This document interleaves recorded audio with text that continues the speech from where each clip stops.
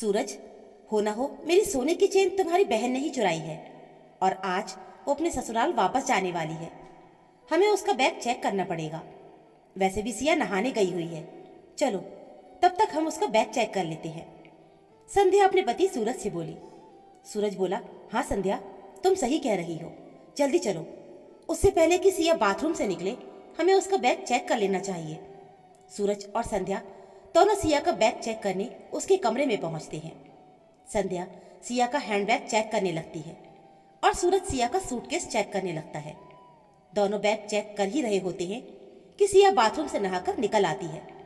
अपने भाई भाभी को अपना बैग चेक करते देख सिया हैरान हो जाती है। सूरज और संध्या भी उसे देखकर थोड़ा सहम से जाते हैं। सिया बोली, ये क्या कर रहे हैं आप दोनों? मेरा बैग क्यों चेक कर रहे हो? संध्या बोली, इतनी भोली बनने की जरूरत नहीं है सिया। हो ना हो मेरी सोने की चेन तूने ही चुराई है। देख, सीधे तरीके से चेन दे दे, वरना मुझसे बुरा कोई नहीं होगा। सिया बोली, भाभी, माना आप उम्र और ओहदे दोनों में मुझसे बड़ी हैं, मगर इसका मतलब ये नहीं कि आप कुछ भी बोलेंगी और मैं सुनती रहूंगी। मैं तो कल आपको आपकी चेन ढूंढने में मदद कर रही थी और आज आप मुझ पर ही इल्जाम लगा रही हो। आपने इल्जाम लगाने से पहले एक बार भी नहीं सोचा कि आप अपनी उस ननद पर इल्जाम लगा रही हैं जिस ननद ने हर सुख दुख में आपका साथ दिया है। आज इतनी दूर ससुराल से इजाजत लेकर आपकी सेवा करने आई हूँ। भला मैं अपनी ही भाभी की चेन चुराऊंगी? ऐसा सोचा भी कैसे आपने? बोलकर सिया रोने लगी थी। देखा आपने, एक तो चोरी, ऊपर से सीना जोरी। एक तो मेरी चेन चुरा ली है और अब मगरमच्छ के आंसू बहा रही है।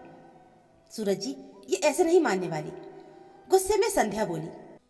सूरज बोला, सिया देख, हम तेरे घर की परिस्थिति से भली भांति वाकिफ हैं। हम जानते हैं कि दामाद जी को व्यापार में बहुत बड़ा नुकसान हुआ है। यहाँ इतना सब देखकर तेरे मन में लालच जाग गया होगा। अब हमारे घर की ठाट बाट किसी का भी मन मोह सकते हैं और तू तो ठहरी गरीब। हम जानते हैं कि ये चेन तूने ही चुराई है, इसलिए चेन वापस दे दे, वरना मैं तुझे धक्के मार के यहाँ से निकाल दूंगा। इससे अच्छा होगा कि तू अभी की अभी अपनी गलती मान ले। अपने भाई के मुंह से ये बात सुनकर तो जैसे सिया पूरी तरह टूट गई थी। आंखों से आंसू लगातार बहते जा रहे थे। सिया ने अपना पूरा सूटकेस उन लोगों के सामने खाली कर दिया और हैंडबैग में जो भी सामान था सब कुछ निकालकर पलंग पर फेंक दिया और बोली, लीजिए, देख लीजिए सब कुछ, और यह भी यकीन ना हो तो मेरे शरीर का भी स्कैन कर दीजिए कि कहीं मैंने पहने हुए कपड़ों में कहीं कुछ छुपा तो नहीं दिया। और मैं ये सब यहीं छोड़कर जा रही हूँ ताकि आप लोग मेरे सारे कपड़े अच्छे से चेक कर पाओ। कहीं किसी कपड़े में खुफिया जेब में मैंने वो चैन न छुपा रखी हो। ये कहकर रोते रोते सिया अपने मायके से निकल गई। पिता अशोक जी, छोटा भाई अनुज, भाभी शोभा, सभी ये हंगामा देखकर अपने अपने कमरे से बाहर आ गए और सिया को रोकने लगे, मगर सिया गुस्से में घर से बाहर गेट तक आ गई। बाहर आकर उसने रिक्शा लिया और सीधा स्टेशन पहुंच गई और ट्रेन पकड़कर अपने ससुराल के लिए रवाना हो गई। खिड़की की सीट पर बैठी सिया के आंखों में आंसू थमने का नाम ही नहीं ले रहे थे। वो अतीत के गलियारे में खो गई। सिया, सूरज और अनुज, तीनों भाई बहन की परवरिश अशोक जी और सुनीता जी ने बहुत ही प्यार से की थी।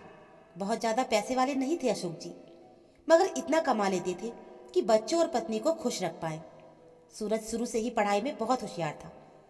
जैसे जैसे वो बड़ा होने लगा, गांव में ज्यादा सुविधाएं ना होने के कारण अशोक जी को सूरज को पढ़ाई के सिलसिले में शहर भेजना पड़ा।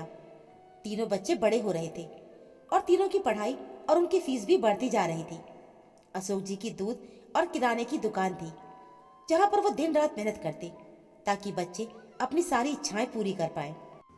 सुनीता जी अशोक जी का व्यापार में खूब साथ देती थी। छोटा भाई अनुज, जिसका पढ़ाई में मन नहीं लगता था, उसने भी अब अशोक जी के साथ दुकान पर बैठना शुरू कर दिया था। हालांकि माँ पापा ने उसे पढ़ाई पर ध्यान देने को कहा था, मगर अनुज बोला, पापा, मेरा ध्यान पढ़ाई में नहीं लगता है और मैं आपके पैसे बेफिजूल खर्च नहीं करना चाहता, इसलिए बेहतर होगा कि मैं आपके साथ मिलकर दुकान पर ध्यान दूं। उस समय अनुज की ये बात सुनकर अशोक जी और सुनीता जी को बहुत गुस्सा आया, क्योंकि वो लोग चाहते थे कि अनुज भी सूरज की तरह खूब मेहनत करे और पढ़ लिख कर एक अच्छी नौकरी करे, मगर अनुज दुकान पर बैठना चाहता था। खैर, बेटे की जिद के आगे अशोक जी और सुनीता जी ने घुटने टेक दिए और अनुज को दुकान पर बैठा दिया। वहां सूरज शहर में पढ़ लिख कर नौकरी पर लग गया था। डिग्रियों की कोई कमी ना होने के कारण सूरज की बहुत अच्छी नौकरी लग गई और सूरज ने अपने गांव के घर में सारी भौतिक सुविधाओं को भरना शुरू कर दिया, जैसे फ्रिज, वॉशिंग मशीन इत्यादि। और अनुज दुकान से घर का खाने पीने और कपड़े रत्तों का खर्च निकाल लेता था। सूरज के बॉस रामलाल जी को सूरज शुरू से ही पसंद था। रामलाल जी बहुत पैसे वाले धनी व्यक्ति थे। उनकी इकलौती बेटी संध्या के लिए एक से बढ़कर एक रिश्ते थे, मगर रामलाल जी को एक घर जमाई की तलाश थी और वो ये बात अच्छे से जानते थे कि कोई भी पैसे वाला लड़का उनका घर जमाई नहीं बनेगा। इसीलिए वो चाहते थे कि सूरज से उनकी बेटी संध्या की शादी करके उसे हमेशा के लिए अपना घर जमाई बना लूं। सूरज की ईमानदारी और होशियारी से रामलाल जी बहुत आकर्षित थे। एक रोज उन्होंने सूरज को ऑफिस के काम से घर बुलाया और अपनी बेटी संध्या से मिलवाया। संध्या एक पढ़ी लिखी, दिखने में सुंदर और मॉडर्न ख्यालों की लड़की थी। संध्या को सूरज पहली नजर में ही भा गई थी। बातों बातों में रामलाल जी ने सूरज से अपने दिल की बात कह दी कि वे संध्या की शादी सूरज से करना चाहते हैं, मगर उन्होंने ये नहीं बताया कि वो सूरज को घर जमाई बनाना चाहते हैं। सूरज को भी संध्या पसंद आ चुकी थी। वो बोला, यदि इस रिश्ते के लिए मेरे माँ पिताजी हाँ कह देंगे तो मैं ये शादी कर लूंगा। दूसरे दिन सूरज ने फोन पर अपने माँ पापा को ये सूचना दी और वो लोग भी शादी तय करने शहर आ पहुंचे। रिश्ता मना करने की कोई वजह नहीं थी, इसीलिए दोनों परिवारों ने मिलकर शादी तय कर दी। सूरज और संध्या की शादी के बाद रामलाल जी ने उनके लिए कश्मीर घूमने की टिकट्स निकाल ली और दोनों अपने हनीमून पर चले गए। हनीमून से आकर जब सूरज और संध्या अपने गांव के घर आए तो संध्या थोड़े ही दिनों में वहां रच बस गई और ननद सिया से उसकी खूब जमने लगी थी। बस 15 दिन की बात थी, इसलिए संध्या ने वहां एडजस्ट कर लिया और वापस शहर लौट आई। शहर आकर वो सूरज से बोली, सूरज, मेरे पापा कह रहे थे कि उनके बंगले का पूरा ऊपर वाला फ्लोर वैसे भी खाली पड़ा है, तो हम लोग हमेशा के लिए वहां रहने चले जाएं और इससे हमारा इस घर का किराया भी बचेगा। सूरज बोला, तुम पागल हो गई हो क्या संध्या? तुम चाहती हो कि मैं घर जमाई बन जाऊं? लोग और समाज वाले क्या बोलेंगे? कल के दिन मेरे माता पिता को पता चला तो मेरी क्या इज्जत रह जाएगी सभी के सामने। संध्या बोली, इसमें घर जमाई वाली क्या बात है? वैसे भी वो सब हमारा ही तो है। पहले तो सूरज तैयार नहीं हुआ, मगर जब रामलाल जी ने खुद बहुत आग्रह किया और बोले, बेटा सूरज, मेरे बाद ये करोड़ों की संपत्ति तुम्हारी ही तो है। जो कल होगा उससे बेहतर है आज हो। मैं चाहता हूँ कि तुम और संध्या हमेशा मेरे साथ रहो। वैसे भी संध्या के जाने के बाद मैं बहुत अकेला हो गया हूँ। ये सब बातें सुन सूरज को उनकी बात माननी पड़ी, क्योंकि ऑफिस के बॉस होने के साथ साथ रामलाल जी अब सूरज के ससुर भी थे। यहाँ छोटे भाई अनुज की शादी के लिए शोभा को पसंद किया जाता है, जो गांव की सीधी सादी लड़की थी। अनुज की शादी में भी सूरज और संध्या नहीं आ पाते हैं, क्योंकि दोनों किसी फॉरेन ट्रिप पर गए हुए थे जो रामलाल ने आयोजित किया था।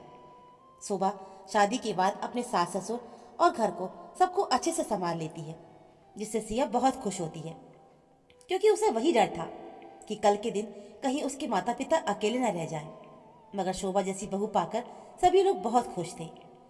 सिया भी अब शादी के लायक हो गई थी। उसके लिए भी अच्छे अच्छे रिश्ते आने लगे थे, जिसमें से विराज, जो कि पढ़ा लिखा और संपन्न परिवार का लड़का था, उससे सिया की शादी तय कर दी जाती है। मगर शादी के दौरान संध्या प्रेग्नेंट होने की वजह से शादी में आने के लिए मना कर देती है और सूरज भी कहता है कि अगर मैं वहां जाऊंगा तो यहाँ संध्या का ध्यान कौन रखेगा। वो भी शादी में आने से मना कर देता है। सूरज और संध्या तो जैसे गांव वापस आना ही नहीं चाहते थे।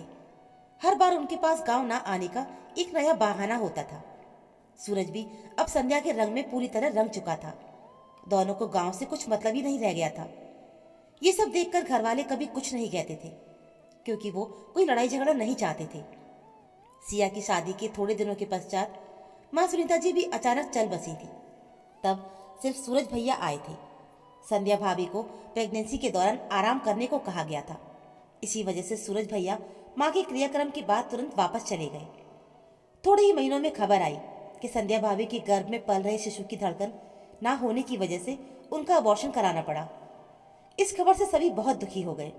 छोटी भाभी शोभा ने संध्या भाभी से कहा कि वो बस एक बार यहाँ आ जाए तो यहाँ पर उनकी सेवा कर पाएंगी, क्योंकि अबॉर्शन के बाद बहुत कमजोरी आ जाती है।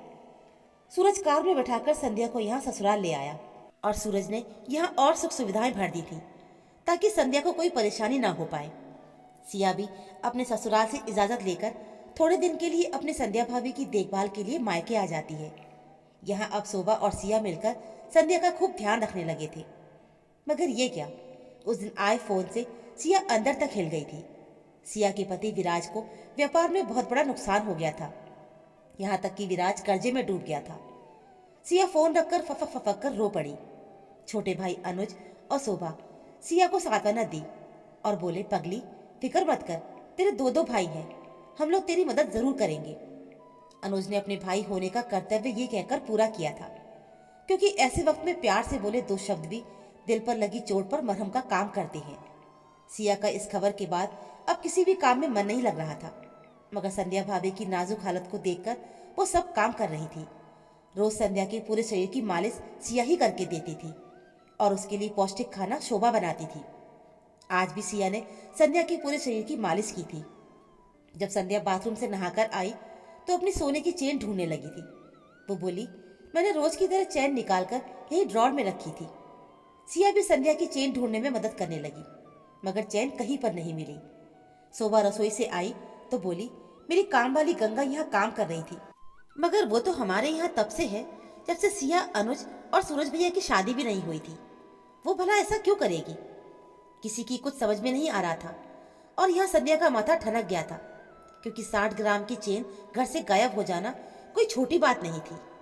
उसे उस रात नींद नहीं आई, क्योंकि संध्या को सिया पर ही शक होने लगा था और दूसरे दिन सिया अपने ससुराल जाने वाली थी।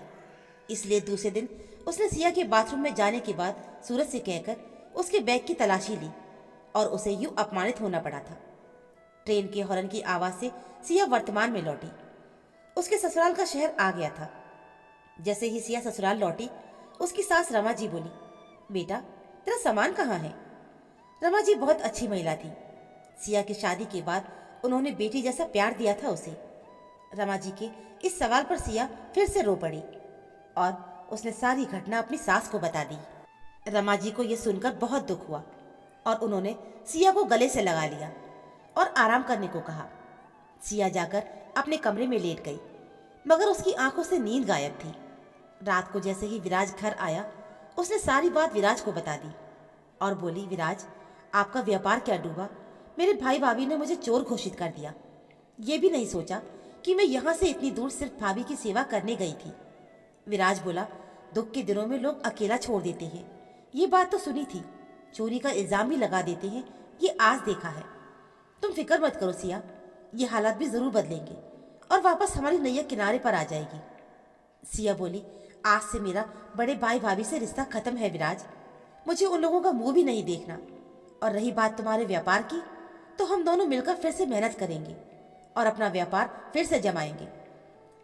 वहां जैसे ही छोटे भाई अनुज और भाभी शोभा को ये सारी बात पता चली, दोनों ने सिया को बहुत फोन किए, मगर सिया ने किसी का फोन नहीं उठाया, यहाँ तक कि अपने पापा अशोक जी का भी नहीं।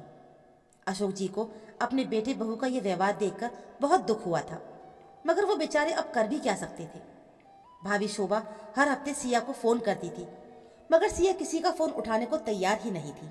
सिया बस अपने पति के साथ मिलकर उसका व्यापार वापस खड़ा करने में लगी थी और आखिर 4 साल की मेहनत रंग लाई।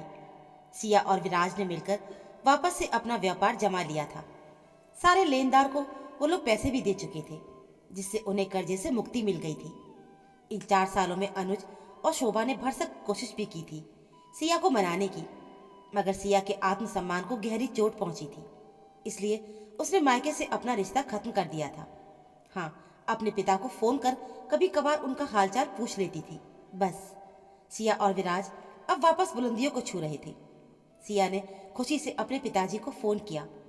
वहां से अशोक जी बोले, आज बस हालचाल पूछकर फोन मत काट देना बेटिया, मेरी पूरी बात सुनना। तेरा पिता भी अब बूढ़ा हो चला है, जाने और कितने दिन रहूं ना रहूं। सिया बोली, पापा ऐसी बातें ना करो, बोलो क्या हुआ? अशोक जी बोले, बेटा थोड़े दिन पहले ही हमारी काम वाली गंगा रमन लाल जी के घर में चोरी करते हुए पकड़ी गई। जिस गंगा पर घर में सभी को बहुत विश्वास था, उसकी पोल अब जाकर खुली है। तेरे बड़े भाई भाभी अपनी गलती पर बहुत शर्मिंदा है। सिया बोली, पापा मेरे लिए अब ये सब बेफिजूल बातें हैं, और चाहे भाई भाभी कितनी भी शर्मिंदा क्यों ना हो, मैं उन्हें कभी माफ़ नहीं करूँगी। बेटा, तेरे भाई सूरज की दोनों किडनियाँ खराब हो गई हैं, जिस वजह से वो हॉस्पिटल में एडमिट है और वो डायलिसिस पर है। बेटा, जाने आगे क्या हो जाए, तो सिर्फ उससे एक बार मिलने चली जा। वो तुझसे माफ़ी मांगना चाहता है, बस, और कुछ नहीं। भाई की बीमारी की बात सुनकर सिया का दिल पसीज गया था। आखिर थी तो वो भी एक बहन ही। हो ना हो, खून का रिश्ता तो खून का रिश्ता होता है। सिया ने विराज को सारी बात बताई और दोनों अपने भाई से हॉस्पिटल मिलने पहुंचे। सूरज और संध्या दोनों सिया को यूं अचानक देखकर बहुत खुश हो गए थे। दोनों ने सिया से माफी भी मांगी। उतने में अनुज और शोभा भी वहां पर आ गए। सभी एक दूसरे को इतने साल के बाद देख रहे थे। सभी की आंखों से आंसू बह रहे थे। बातों बातों में अनुज से पता चला कि सभी ने अपनी किडनियां चेक करवा ली है, मगर किसी की किडनी मैच नहीं हो पा रही थी। सिया ने भी अपनी किडनी देने के लिए अपना चेकअप करवाया और सिया की किडनी मैच कर गई। सिया ने सूरज को अपनी किडनी देकर उसकी जान बचाई। आज तो सूरज और संध्या शर्मिंदगी के कारण जमीन में धंसे जा रहे थे। तो दोस्तों, कभी कभी खून के रिश्तों में भी दरार आ जाती है, पर मगर मुंह से कड़वे वचन निकालने से पहले 100 बार सोचना चाहिए, क्योंकि जब कोई अपना ही घाव देता है तो फिर उस पर मरहम भी काम नहीं करता। दोस्तों, आपको ये कहानी कैसी लगी, कृपया अपनी प्रतिक्रिया हमें ज़रूर दें। कहानी अच्छी लगी हो तो प्लीज़ वीडियो को लाइक और चैनल को सब्सक्राइब ज़रूर कर लीजिएगा। मिलते हैं फिर एक ऐसी नई कहानी के साथ। कहानी सुनने के लिए आप सभी का बहुत बहुत धन्यवाद।